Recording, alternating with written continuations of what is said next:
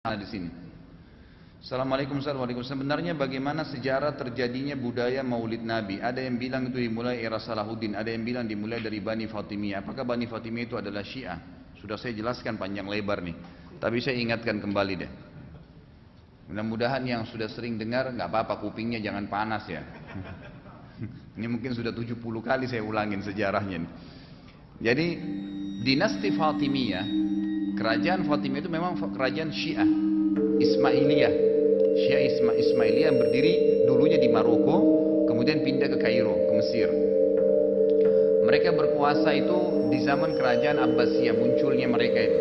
Berkuasa di Mesir kalau tidak salah sekitar hampir 200 tahunan, jangan gitu. Dan memang mereka berpaham Syiah. Pada saat itu masyarakat Mesir berpaham Sunni. Salahuddin al-Ayyub adalah salah satu panglima perangnya Nuruddin Az-Zinki. Siapa Nuruddin Az-Zinki ini? Nuruddin Az-Zinki ini gubernurnya Khalifah Abbasiyah di wilayah Irak, gitu kan? Di wilayah Irak, di salah satu wilayah Irak lah. Kemudian diutuslah Nuruddin Az-Zinki ini mengutus Salahuddin al-Ayyub ke Mesir untuk mempertahankan Mesir, karena pada saat itu dinasti Fatimiyah memang sudah sangat lemah. Dan memang pada saat itu pasukan salib akan masuk ke Mesir. Itu kan wilayah kekuasaan Islam ya. Maka datanglah Salahuddin al-Ayyub ke sana, kemudian dinasti Fatimiyah runtuh. Ya, dengan sendirinya masyarakat Mesir sudah tidak menyukai khalifahnya pada saat itu karena dia memaksa pemahaman Syiah kepada masyarakat Mesir.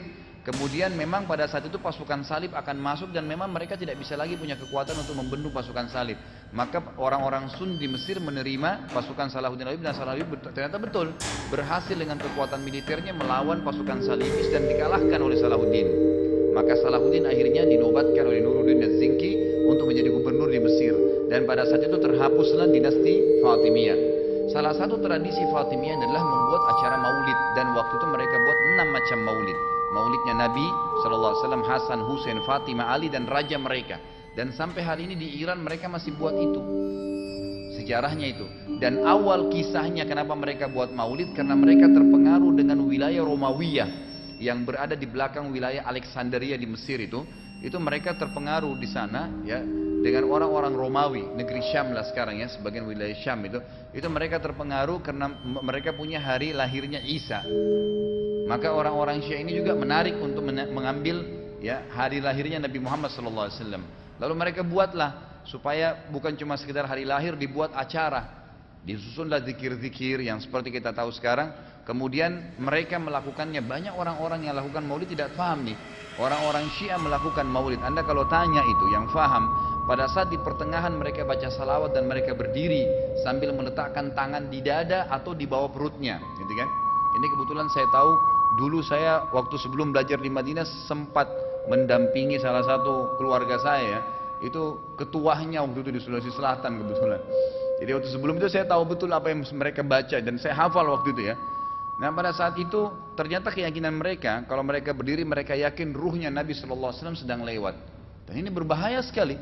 Pemahaman ini berbahaya sekali. Secara syar'i tidak ada. Membuat acara maulidnya tidak pernah di zaman Nabi SAW diperintahkan dan para sahabat.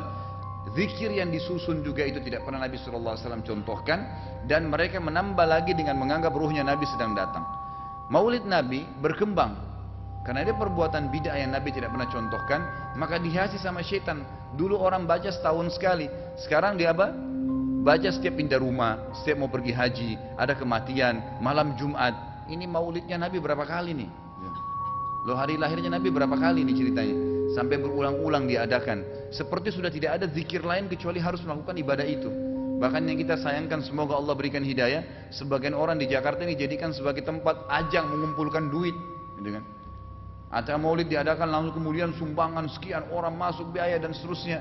Dari mana ini? Kalau Anda cinta kepada Nabi SAW, Anda mestinya melawan itu, menolak bid'ah itu, karena Nabi larang, nggak boleh. Kalau kita tanya Nabi pernah acara maulid nggak? Nggak pernah. Mereka sendiri bilang gitu. Saya pernah tanya langsung, nggak pernah. Lalu kenapa Anda buat? Kan ini bagus, rayain hari lahir Nabi. Loh, Nabi mau nggak pernah buat. Nabi sendiri yang terima wahyu dari langit nggak pernah buat, kok kamu bisa buat? Tuh dari mana ceritanya? Tapi kadang-kadang subhanallah syaitan menghiasi untuk sebagian orang dan dia merasa dirinya benar. Ini nggak boleh sebenarnya. Sejarahnya memang begitu.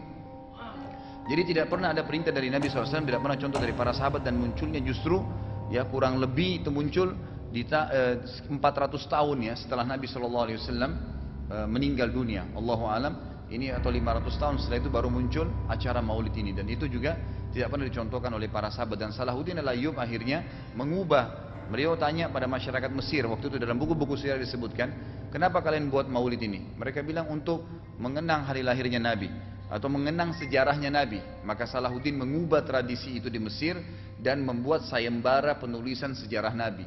Maka akhirnya pada saat itulah mulai bermunculan buku-buku tentang sejarah Nabi Sallallahu Alaihi Wasallam. Beliau mengalihkan itu. Jadi jangan sampai menjadi acara ibadah, tapi sejarah Nabi bisa dikenang dengan cara menulis buku.